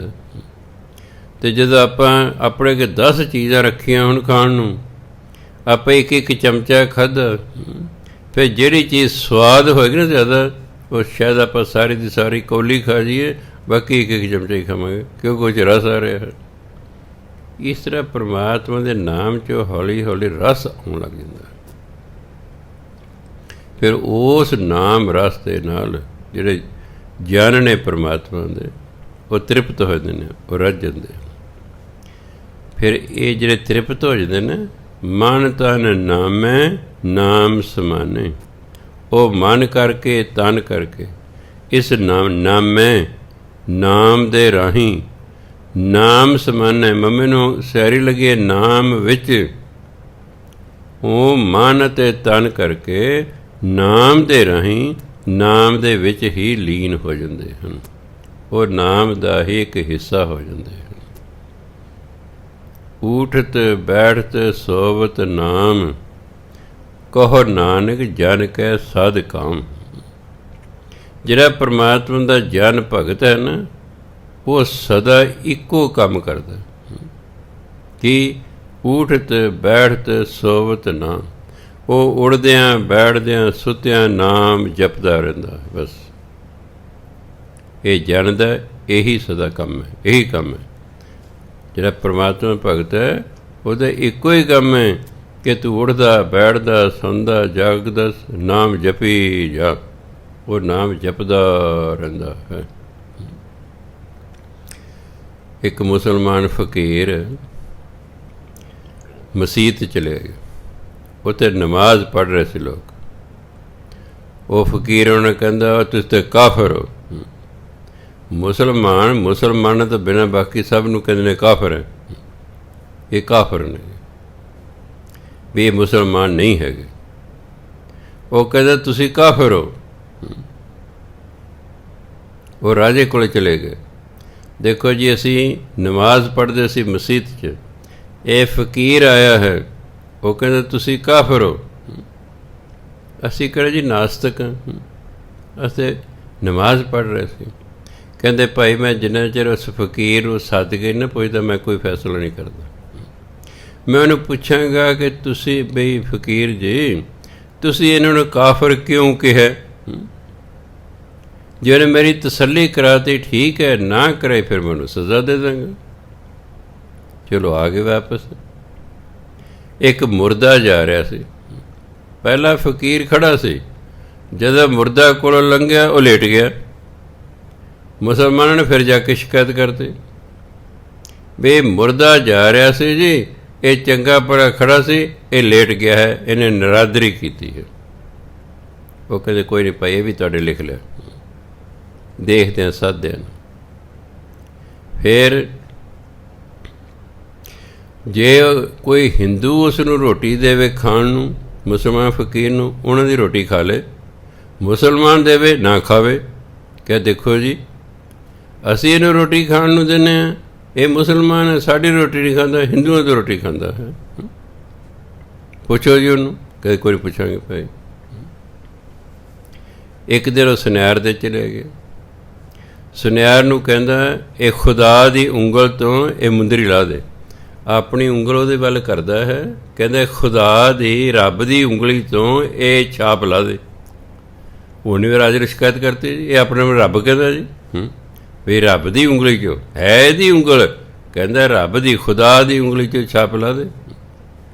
ਫਿਰ ਜੋ 4 ਸ਼ਿਕਾਇਤਾਂ ਚਲੀ ਗਈਆਂ, ਰਾਜੇ ਨੇ ਉਹਨੂੰ ਸੱਦ ਲਿਆ। ਲੋਕ ਜਿਹੜੇ ਸ਼ਿਕਾਇਤਾਂ ਲਾਉਣ ਵਾਲੇ ਸੋ ਵੀ ਆ ਗਏ ਵੀ ਦੇਖਦੇ। ਰਾਜਾ ਕਹਿੰਦਾ ਫਕੀਰ ਜੀ, ਤੁਹਾਡੀਆਂ 4 ਸ਼ਿਕਾਇਤਾਂ ਆਈਆਂ ਨੇ, ਤੁਸੀਂ ਦੱਸੋ ਇਸ ਤਰ੍ਹਾਂ ਕਿਉਂ ਕੀਤਾ। ਪਹਿਲੀ ਸ਼ਿਕਾਇਤ ਤੁਹਾਡੀ ਆਈ ਹੈ ਕਿ ਲੋਕ ਮਸੀਤ ਵਿੱਚ ਨਮਾਜ਼ ਪੜ੍ਹ ਰਹੇ ਸਨ ਅਤੇ ਤੁਸੀਂ ਇਹਨਾਂ ਕਿਹਾ ਤੁਸੀਂ ਕਾਫਰ ਹੋ। ਕਿਉਂ ਕਿਹਾ?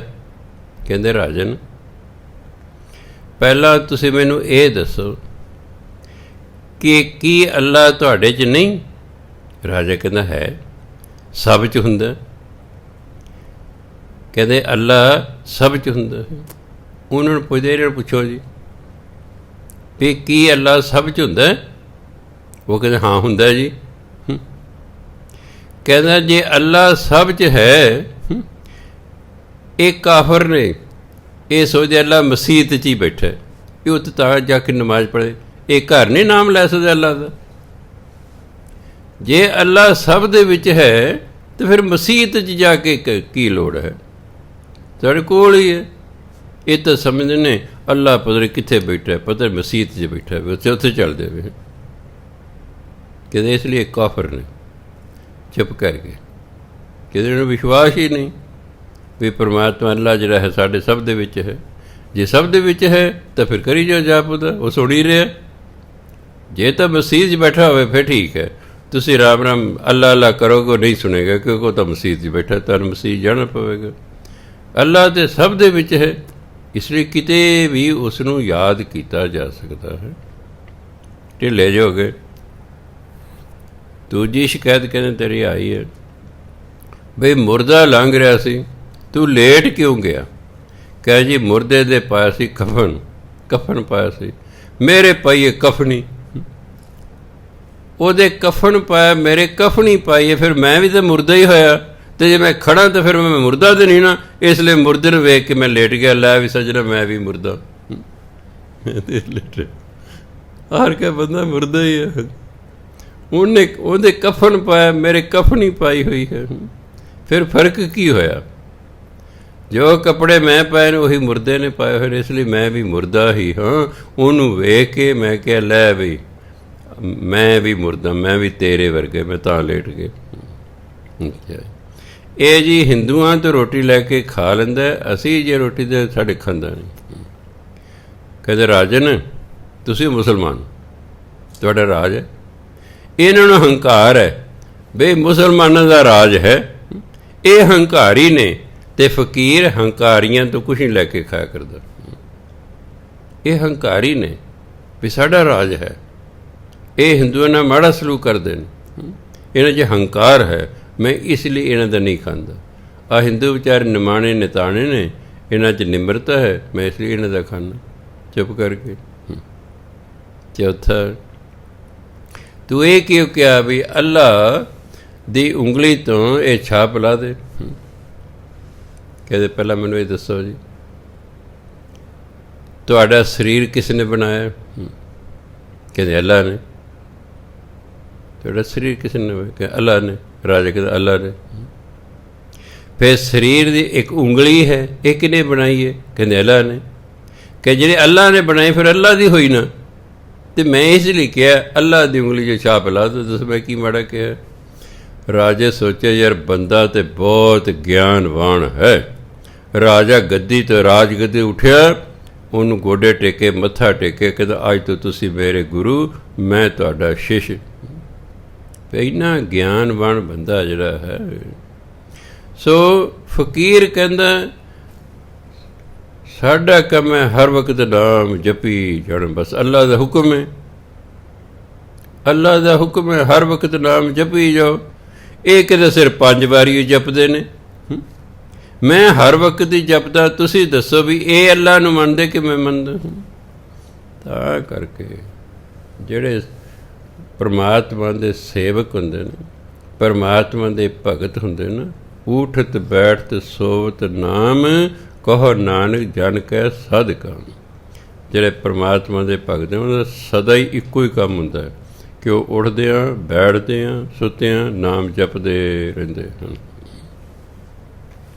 ਯਾਦ ਰੱਖੋ, ਜਿਸ ਦਾ ਤੁਸੀਂ ਨਾਮ ਜਪੀ ਜਾਓ ਜਪੀ ਜਾਓ ਜਪੀ ਜਾਓ ਜਪੀ ਜਾਓ, ਇੱਕ ਬੰਦਾ ਹੈ ਉਹਦੀ ਤਾਂ ਨਾ ਅੰਤਰਯਾਮਤਾ ਉਹਦੇ ਕੋਲ, ਨਾ ਕੋਈ ਦਿਵ ਦ੍ਰਿਸ਼ੀ, ਨਹੀਂ ਪਤਾ ਲੱਗਣਾ ਮੇਰਾ ਕੌਣ ਨਾਮ ਜਪ ਰਿਹਾ।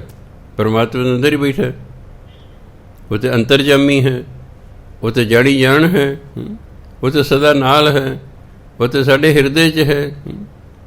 ਜਦੋਂ ਉਹਨੂੰ ਪਤਾ ਲੱਗੇ ਇਹ ਬੰਦਾ ਹਰ ਵਕਤ ਮੇਰਾ ਨਾਮ ਜਪਦਾ ਹੈ, ਫਿਰ ਤੁਹਾਡੀ ਚਿੰਤਾ ਰੱਬ ਨੂੰ ਹੋ ਜਾਏਗੀ। ਹੁਣ ਅਸੀਂ ਆਪਣੀ ਚਿੰਤਾ ਆਪ ਕਰਦੇ ਹਾਂ। ਜਦੋਂ ਅਸੀਂ ਨਾਮ ਜਪੀ ਜਾਵਾਂਗੇ ਜਪੀ ਜਾਵਾਂਗੇ ਜਪੀ ਜਾਵਾਂਗੇ, ਫਿਰ ਸਾਰੀ ਚਿੰਤਾ ਪਰਮਾਤਮਾ ਨੂੰ ਹੋ ਜਾਏਗੀ, ਅਸੀਂ ਨਿਸ਼ਚਿੰਤ ਹੋ ਜਾਏਗੇ। ਇਸ ਵੇਲੇ ਨਾਮ ਜਪੀ ਜਾਈਦਾ ਜਪੀ ਜਾਈਦਾ ਜਪੀ ਜਾਈਦਾ। ਛੋਟੇ ਬੱਚੇ ਬਣ ਕੇ ਰਹਿਣਾ ਪਰਮਾਤਮਾ ਦੇ ਸਾਹਮਣੇ। ਜਿਵੇਂ ਛੋਟਾ ਜਿਹਾ ਬੱਚਾ ਹੁੰਦਾ, ਮਾਂ ਪਿਓ ਨੂੰ ਸਾਰੀ ਚਿੰਤਾ ਹੁੰਦੀ, ਉਹ ਤਾਂ ਕੋਈ ਕੰਮ ਨਹੀਂ ਕਰਦਾ। ਇਹ ਛੋਟਾ ਹੈ, ਉਹਨੂੰ ਚੱਕਣਾ, ਉਹਨੂੰ ਖਿਡਾਉਣਾ, ਉਹਨੂੰ ਖਵਾਉਣਾ ਪਿਆਉਣਾ, ਉਹਨੂੰ ਨਹਾਉਣਾ ਧੋਣਾ, ਉਹਨੂੰ ਕੱਪੜੇ ਪਾਉਣਾ, ਇਹ ਸਭ ਮਾਂ ਪਿਓ ਦੀ ਡਿਊਟੀ ਹੈ। ਬਾਲ ਛੋਟੇ ਬੱਚੇ ਬਣ ਕੇ ਆਪਣੇ ਛੋਟੇ ਬੱਚੇ ਸਮਝੋ ਪਰਮਾਤਮਾ ਦੇ ਸਾਹਮਣੇ ਕਿ ਮੈਂ ਤਾਂ ਪਰਮਾਤਮਾ ਦਾ ਬੱਚਾ ਹਾਂ। ਬਸ ਉਹਦਾ ਨਾਮ ਜਪੀ ਜਾਓ, ਸਾਰੀ ਚਿੰਤਾ ਪਰਮਾਤਮਾ ਨੂੰ ਹੋ ਜਾਏਗੀ, ਆਪੇ ਤੁਹਾਡੇ ਕਾਰਜ ਕਰਦਾ ਰਹੇਗਾ। ਜਿਹਦੀ ਮਰਜ਼ੀ ਤਜਰਬਾ ਕਰਕੇ ਵੇਖ ਲਓ। ਤਜਰਬਾ ਕਰਨ 'ਚ ਕੀ ਹਰਜ ਹੈ? ਕਿਉਂਕਿ ਜਿੰਨਾ ਚਿਰ ਮਨੁੱਖ ਤਜਰਬਾ ਨਹੀਂ ਕਰਦਾ, ਇਹਨੂੰ ਵਿਸ਼ਵਾਸ ਨਹੀਂ ਵੱਝਦਾ। ਸਾਇੰਸ ਇਸੇ ਲਈ ਪ੍ਰੈਕਟੀਕਲ 'ਤੇ ਖੜ੍ਹੀ ਹੈ। ਸਾਇੰਸ ਕਿਸੇ ਵੀ ਚੀਜ਼ ਨੂੰ ਸਿੱਧ ਕਰਨ ਲਈ ਪਹਿਲਾਂ ਪ੍ਰੈਕਟੀਕਲ ਕਰਦੀ ਹੈ। ਜੇ ਪ੍ਰੈਕਟੀਕਲ 'ਚ ਆ ਗਈ ਉਹ ਚੀਜ਼, ਫਿਰ ਐਲਾਨ ਕਰ ਦਿੰਦੇ, ਫਿਰ ਐਲਾਨ ਕਰ ਦਿੰਦੇ। ਐਕਚੁਅਲੀ ਧਰਮ ਵੀ ਪ੍ਰੈਕਟੀਕਲ ਹੈ। ਸਾਇੰਸ ਅਤੇ ਧਰਮ ਦੋਨੋਂ ਪ੍ਰੈਕਟੀਕਲ 'ਤੇ ਖੜ੍ਹੇ ਹਨ। ਅਸੀਂ ਪ੍ਰੈਕਟੀਕਲ ਨਹੀਂ ਕਰਦੇ, ਅਸੀਂ ਸਿਰਫ ਜਿਹੜਾ ਹੈ ਧਰਮ ਨੂੰ ਜਿਹੜਾ ਹੈ ਪੜ੍ਹ ਲਿਆ, ਰਟਾ ਲਾ ਲਿਆ, ਗਾ ਲਿਆ ਹੈ, ਮੇਰੇ ਵਰਗੇ ਕਥਾ ਕਰ ਲਈ। ਪਰ ਜਿਹੜਾ ਹੈ ਪ੍ਰੈਕਟੀਕਲ ਨਹੀਂ ਕਰਦੇ, ਜੋ ਲਿਖਿਆ ਉਵੇਂ ਕਰਦੇ ਨਹੀਂ ਹੈਗੇ, ਇਸ ਲਈ ਸਾਡੀ ਗੱਲ ਨਹੀਂ ਬਣਦੀ। ਜਿਵੇਂ ਸਾਇੰਸ ਪ੍ਰੈਕਟੀਕਲ 'ਤੇ ਖੜ੍ਹੀ ਹੈ, ਪ੍ਰੈਕਟੀਕਲ 'ਚ ਫੇਲ ਤਾਂ ਬੱਚਾ ਨੂੰ ਫੇਲ ਕਰ ਦਿੰਦੇ, ਚਾਹੇ ਉਹ ਭਾਵੇਂ ਥਿਊਰੀ 'ਚ ਪਾਸ ਹੋਵੇ, ਪਰ ਜੇ ਪ੍ਰੈਕਟੀਕਲ 'ਚ ਫੇਲ ਹੈ ਤਾਂ ਉਸ ਸਬਜੈਕਟ 'ਚ ਉਹਨੂੰ ਫੇਲ ਕਰ ਦਿੰਦੇ। ਐਂ ਧਰਮ ਵੀ ਪ੍ਰੈਕਟੀਕਲ ਹੈ। ਜੇ ਭਗਤ ਜਿਹੜੇ ਨੇ ਉਹਨਾਂ ਨੂੰ ਹੁਕਮ ਹੈ ਪਰਮਾਤਮਾ ਤੁਸੀਂ ਹਰ ਵਕਤ ਮੇਰਾ ਨਾਮ ਜਪਣਾ, ਇਸ ਲਈ ਉਠਤ ਬੈਠਤ ਸੋਵਤ ਨਾਮ ਕਹੋ ਨਾਨਕ ਜਨ ਕੈ ਸਦ ਕੰਮ। ਇਸ ਲਈ ਤਾਂ ਹਰ ਵਕਤ ਨਾਮ ਜਪਦੇ ਰਹਿੰਦੇ। ਇਹ ਕੰਮ ਕੌਣ ਕਰੇਗਾ ਜੀ? ਇਸ ਚੱਕਰ 'ਚ ਨਹੀਂ ਪੈਣਾ। ਪਹਿਲਾਂ ਨਾਮ ਜਪੋ, ਮੈਂ ਚਲੀਹਾ ਦਿੰਦਾ, ਮੇਰਾ ਕੰਮ ਹੋ ਜੂ ਜੀ। ਮੈਂ ਡਾਕਟਰ, ਮੈਂ ਬੀਬਾ ਡਾਕਟਰ ਦਵਾਈ ਕਾਹਦੇ ਲਈ ਦਿੰਦਾ? ਠੀਕ ਕਰਨ ਲਈ ਦਿੰਦਾ ਨਾ, ਕਿ ਬਿਮਾਰ ਕਰਨ ਲਈ ਦਿੰਦਾ? ਪਹਿਲਾਂ ਮੈਨੂੰ ਦੱਸੋ। ਜੀ ਠੀਕ ਕਰਨ ਲਈ ਦਿੰਦਾ, ਬਸ ਮੈਂ ਫਿਰ ਮੈਂ ਤੁਹਾਨੂੰ ਪਾੜ ਦਿੱਤਾ, ਠੀਕ ਕਰਨ ਲਈ ਤੁਹਾਨੂੰ ਕੀ ਦਿੱਤਾ? ਤੁਸੀਂ ਗਰੰਟੀ ਲੈਣਾ ਚਾਹੁੰਦੇ ਹੋ? ਡਾਕਟਰ ਨੂੰ ਪੁੱਛੋ ਗਰੰਟੀ ਦਿੰਦਾ ਹੋ?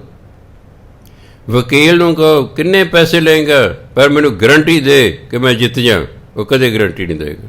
ਉਹ ਕਹੇ ਮੇਰਾ ਕੰਮ ਤਾਂ ਭਾਈ ਬਸ ਤੇਰਾ ਕੇਸ ਲੜਨਾ। ਕਦੇ ਵਕੀਲ ਗਰੰਟੀ ਨਹੀਂ ਦੇਵੇਗਾ, ਕਦੇ ਕੋਈ ਜਿਹੜਾ ਹੈ ਡਾਕਟਰ ਗਰੰਟੀ ਨਹੀਂ ਦੇਵੇਗਾ ਤੇ ਹਾਂ ਤੂੰ ਠੀਕ ਹੋ ਜਾਏਗਾ। ਦੂਜਾ ਤਾਂ ਗਰੰਟੀਆਂ ਲੋਕ ਮੰਗਦੇ, ਇੱਥੇ ਆਪਣਾ ਨਹੀਂ ਪਤਾ ਸਵੇਰ ਨੂੰ ਜਿਉਣਾ ਕਿ ਨਹੀਂ ਜਿਉਣਾ। ਗਰੰਟੀ ਇੱਥੇ ਕਾਹਦੀ ਹੈ ਸੰਸਾਰ 'ਚ? ਸੋ ਅਸੀਂ ਤੇ ਨਾਮ ਜਪੀ ਜਾਣਾ ਬਸ। ਬੋਲੋ ਜਸ ਜਿਹਬਾ ਦਿਨ ਰਾਤ, ਪ੍ਰਭ ਆਪਣੇ ਜਨ ਕੀਨੀ ਦਾਤ।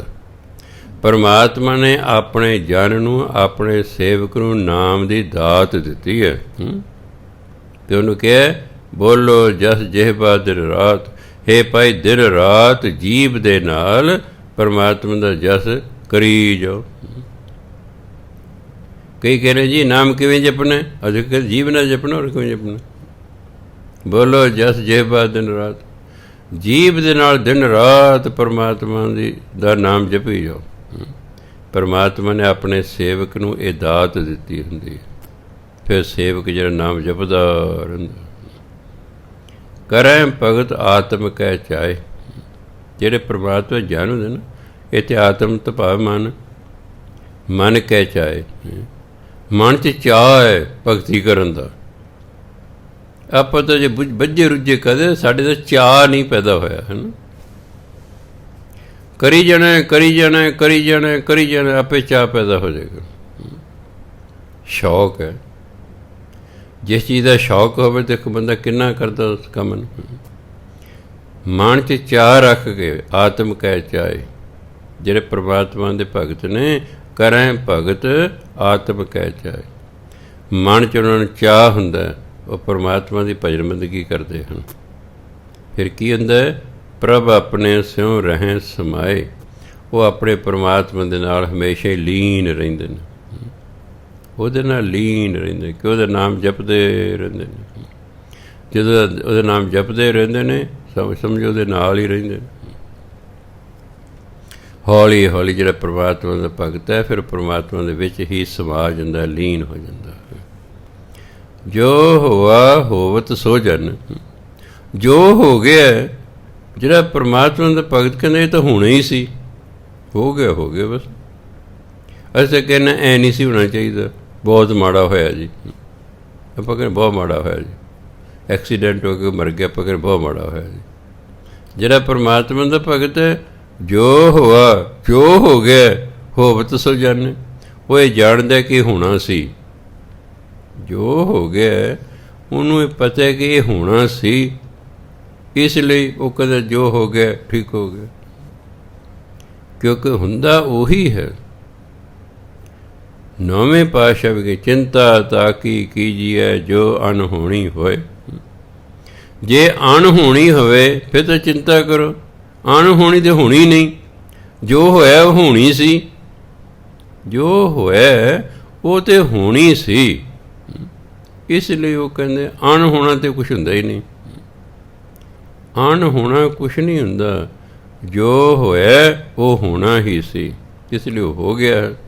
ਅਤੇ ਪਰਮਾਤਮਾ ਦਾ ਭਗਤ ਇਹੀ ਸਮਝਦਾ, ਜੋ ਹੋਆ ਹੋਵਤ ਸੋ ਜਨ, ਜੋ ਹੋ ਗਿਆ ਉਹਨੂੰ ਗਿਆਨ ਹੈ ਕਿ ਹੋਣਾ ਸੀ, ਇਸ ਲਈ ਹੋ ਗਿਆ ਹੈ। ਪ੍ਰਭ ਆਪਣੇ ਕਾ ਹੁਕਮ ਪਛਾਨੈ, ਕਿਉਂਕਿ ਉਹ ਆਪਣੇ ਪਰਮਾਤਮਾ ਦੇ ਹੁਕਮ ਦੀ ਪਹਿਚਾਣ ਹੋ ਜਾਂਦੀ ਹੈ ਕਿ ਇਹ ਪਰਮਾਤਮਾ ਦਾ ਹੁਕਮ ਸੀ, ਉਹਦੇ ਹੁਕਮ ਨਾਲ ਹੀ ਇਸ ਤਰ੍ਹਾਂ ਹੋਇਆ ਹੈ। ਉਹਨਾਂ ਨੂੰ ਪਤਾ ਹੁੰਦਾ, ਉਹਨਾਂ ਦੀ ਦਿਵ ਦ੍ਰਿਸ਼ਟੀ ਖੁੱਲ੍ਹੀ ਹੁੰਦੀ ਹੈ, ਉਹਨਾਂ ਨੂੰ ਪਤਾ ਵੀ ਇਹ ਹੋਣਾ ਸੀ, ਹੋ ਗਿਆ ਹੈ। ਜਿਵੇਂ ਸਵਾਮੀ ਰਾਮ ਜੀ ਕਹਿੰਦੇ, ਮੇਰੇ ਗੁਰੂ ਨੇ ਦੇਸ਼ ਆਜ਼ਾਦ ਹੋਣ ਤੋਂ 2 ਸਾਲ ਪਹਿਲਾਂ ਮੈਨੂੰ ਕਹਿਤਾ ਸੀ ਕਿ 15 ਅਗਸਤ 1947 ਨੂੰ ਦੇਸ਼ ਨੇ ਆਜ਼ਾਦ ਹੋ ਜਾਣਾ ਹੈ। ਅਤੇ ਕਹਿੰਦੇ 15 ਅਗਸਤ 1947 ਨੂੰ ਹੀ ਦੇਸ਼ ਆਜ਼ਾਦ ਹੋਇਆ। ਉਹਨਾਂ ਨੂੰ ਪਤਾ ਹੋਣੀ ਹੈ, ਇਹ ਆਜ਼ਾਦੀ ਜਿਹੜੀ ਮਿਲਣੀ ਇੱਕ ਹੋਣੀ ਹੈ, ਇਹ 15 ਅਗਸਤ 1947 ਨੂੰ ਹੀ ਹੋਣੀ ਹੈ। ਇਸ ਲਈ ਜੋ ਹੋਇਆ ਹੋਵਤ ਸੋ ਜਨ, ਜੋ ਹੋਇਆ ਉਹ ਜਾਣਦਾ ਕਿ ਹੋਣਾ ਸੀ, ਇਸ ਲਈ ਉਹ ਕੋਈ ਕਿੰਤੂ ਪਰੰਤੂ ਨਹੀਂ ਕਰਦਾ। ਉਹ ਤਾਂ ਪ੍ਰਭ ਆਪਣੇ ਕਾ ਹੁਕਮ ਪਛਾਨੈ, ਉਹ ਤਾਂ ਆਪਣੇ ਪਰਮਾਤਮਾ ਦੇ ਹੁਕਮ ਨੂੰ ਜਾਣਦਾ ਹੈ, ਉਹਨੂੰ ਪਤਾ ਲੱਗਦਾ ਪਰਮਾਤਮਾ ਦਾ ਹੁਕਮ ਹੈ। ਤਿਸ ਕੀ ਮਹਿਮਾ ਕੌਣ ਬਖਾਨੋ, ਜਿਹੜਾ ਪਰਮਾਤਮਾ ਦਾ ਭਗਤ ਹੁੰਦਾ ਨਾ, ਸੇਵਕ, ਉਹਦੀ ਮਹਿਮਾ ਕੌਣ ਵਰਣਨ ਕਰ ਸਕਦਾ। ਉਹ ਤਾਂ ਵਡਿਆਈ ਹੀ ਇੰਨੀ ਹੈ ਕਿ ਉਹਦੀ ਵਡਿਆਈ ਵਰਣਨ ਹੀ ਨਹੀਂ ਕੀਤੀ ਜਾ ਸਕਦੀ। ਤਿਸ ਕਾ ਗੁਣ ਕਹਿ ਏਕ ਨਾ ਜਾਨੋ, ਮੈਨੂੰ ਤਾਂ ਉਹਦਾ ਇੱਕ ਗੁਣ ਵੀ ਕਹਿਣਾ ਨਹੀਂ ਆਉਂਦਾ। ਤਿਸ ਕਾ ਗੁਣ ਕਹਿ ਏਕ ਨਾ ਜਾਨੋ, ਮੈਨੂੰ ਤਾਂ ਉਹਦਾ ਇੱਕ ਗੁਣ ਵੀ ਨਹੀਂ ਕਹਿਣਾ ਆਉਂਦਾ। ਅਤੇ ਉਹਦੀ ਤਾਂ ਇੰਨੀ ਮਹਿਮਾ ਹੈ, ਉਹ ਕੌਣ ਵਰਣਨ ਕਰ ਸਕਦਾ ਸਾਰੀ ਮਹਿਮਾ ਨੂੰ। 8 ਪਹਿਰ ਪ੍ਰਭ ਬਸੈ ਹਜ਼ੂਰੇ, ਉਹ ਤਾਂ 8 ਪਹਿਰ ਪਰਮਾਤਮਾ ਦੀ ਹਜ਼ੂਰੀ 'ਚ ਵਸਦੇ ਨੇ। अठे पैर परमात्मा नूं हाज़र नाज़र समझते हैं। साढ़े तो उन्हें जे यही जमीन असमान का फर्क है। असी परमात्मा का नाम जपी जाने पर उन्होंने पता नहीं कित्थे समझते हैं। उन्होंने सच खड़ च बैठा समझते हैं, पता नहीं की उन्होंने समझी बैठा बंदा है। उन्होंने दूर किते समझी बैठा बंदा, पर नहीं जिहड़े परमात्मा के भगत होंदे ना, वो जिहड़ा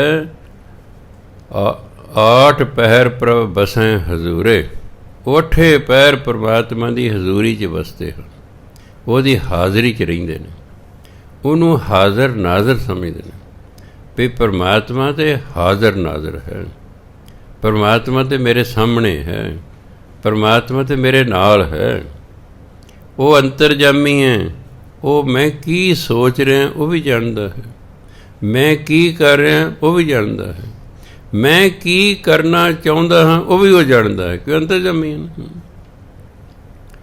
वो हाज़र नाज़र समझते हैं, इसलिए कुछ भी गलत नहीं करते।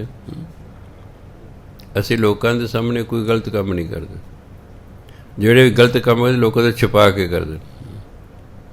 आ चोर रात नूं आउंदे ने, दिन नहीं आते भी कुटते ने लोग, वो दूजिया तो छुपा के चोरी करते हैं।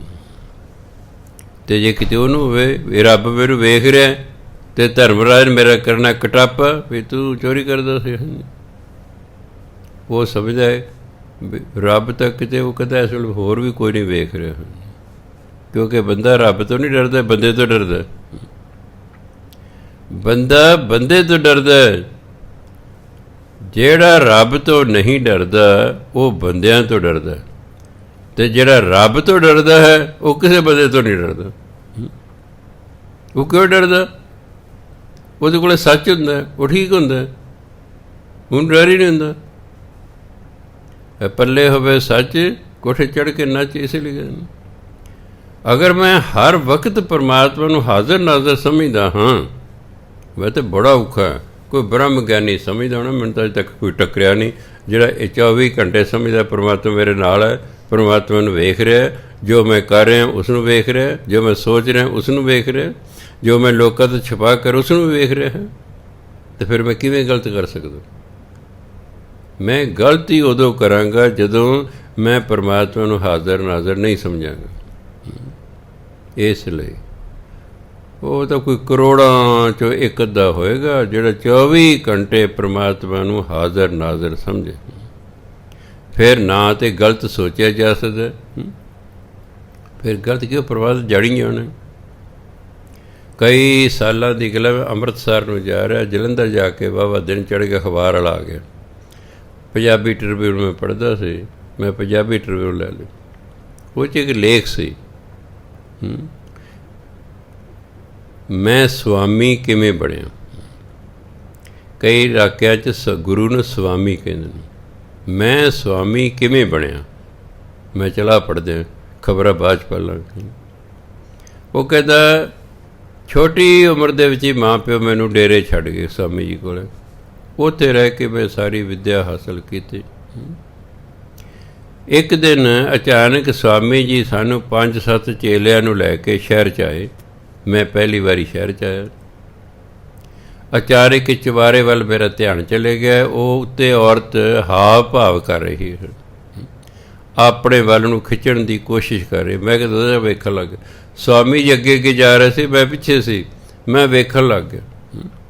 ਸਵਾਮੀ ਜੀ ਇੱਕਦਮ ਮੁੜੇ, ਭਰੇ ਬਾਜ਼ਾਰ ਮੇਰੇ ਥੱਪੜ ਮਾਰਿਆ।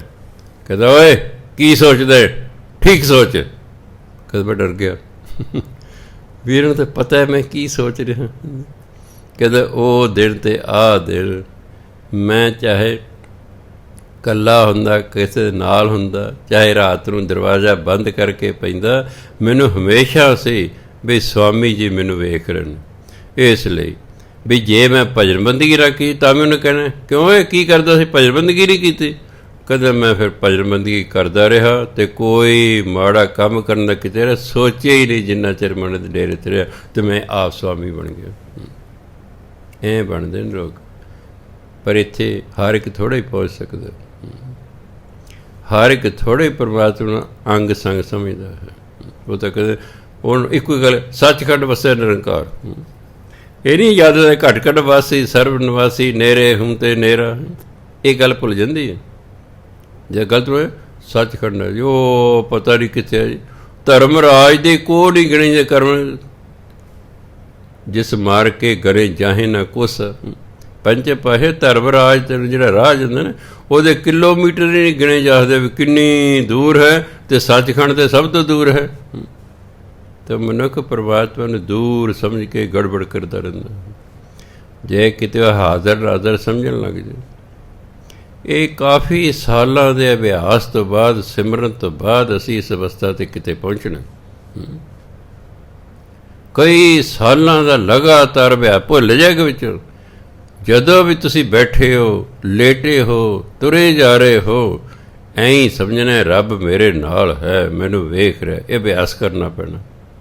ਕਈ ਸਾਲਾਂ ਦੇ ਅਭਿਆਸ ਤੋਂ ਬਾਅਦ ਫਿਰ ਇਹ ਵਿਸ਼ਵਾਸ ਹੋ ਜਾਏਗਾ, ਅਤੇ ਬਸ ਫਿਰ ਭਜਨ ਬੰਦਗੀ ਕਰਨੀ, ਫਿਰ ਹੋਰ ਕੰਮ ਤਾਂ ਕੁਛ ਕਰ ਹੀ ਨਹੀਂ ਸਕਦੇ ਅਸੀਂ। ਇਸ ਲਈ ਗੁਰੂ ਮਹਾਰਾਜ ਕਹਿੰਦੇ 8 ਪਹਿਰ ਪ੍ਰਭ ਬਸੈ ਹਜ਼ੂਰੇ, ਕਹੋ ਨਾਨਕ ਸਹੀ ਜਨ ਪੂਰੇ। ਜਿਹੜੇ 8 ਪਹਿਰ ਪਰਮਾਤਮਾ ਦੀ ਹਜ਼ੂਰੀ 'ਚ ਵਸਦੇ ਨੇ, ਗੁਰੂਆਂ ਕਹੇ ਸਹੀ ਜਨ ਪੂਰੇ, ਉਹ ਪੂਰਨ ਪੁਰਖ ਨੇ। ਅਸੀਂ ਤਾਂ ਅਧੂਰੇ ਹਾਂ। ਜਦੋਂ ਪੂਰਨ ਹੋ ਜਾਣਾ, ਪੂਰਨ ਕਬੂ ਨਾ ਡੋਲਤਾ, ਪੂਰਾ ਕੀਆ ਪ੍ਰਭ ਆਪ। ਜਿਸ ਨੂੰ ਪਰਮਾਤਮਾ ਪੂਰਨ ਕਰਦੇ, ਫਿਰ ਉਹ ਡੋਲਦਾ ਨਹੀਂ ਹੈਗਾ। ਇਹ ਜਿਹੜੇ ਡੋਲ ਗਏ ਨੇ ਨਾ, ਜਿਨ੍ਹਾਂ ਨੂੰ ਜੇਲ੍ਹਾਂ ਹੋ ਗਏ, ਡੋਲ ਗਏ ਸਨ, ਇਹ ਪੂਰਨ ਨਹੀਂ ਸਨ, ਅਧੂਰੇ ਸਨ, ਡੋਲ ਗਏ। ਪੂਰਨ ਨਹੀਂ ਡੋਲਦਾ ਹੁੰਦਾ। ਇਸ ਲਈ ਉਹ ਵਿਅਕਤੀ ਪੂਰਨ ਹੁੰਦੇ ਨੇ, ਜਿਹੜੇ ਪਰਮਾਤਮਾ ਨੂੰ 8 ਪਹਿਰ ਹਾਜ਼ਰ ਨਾਜ਼ਰ ਸਮਝਦੇ ਨੇ। ਕਹੋ ਨਾਨਕ ਸਹੀ ਜਨ ਪੂਰੇ। ਹੇ ਭਾਈ, ਉਹ ਜਿਹੜੇ ਜਨ ਨੇ, ਉਹ ਜਿਹੜੇ ਭਗਤ ਨੇ, ਉਹ ਪੂਰਨ ਪੁਰਖ ਹੁੰਦੇ ਹਨ। ਸਤਿਕਾਰਯੋਗ ਸਾਧ ਸੰਗਤ, ਸਮਾਂ ਹੋ ਗਿਆ। ਵਾਹਿਗੁਰੂ ਜੀ ਕਾ ਖਾਲਸਾ, ਵਾਹਿਗੁਰੂ ਜੀ ਕੀ ਫਤਿਹ।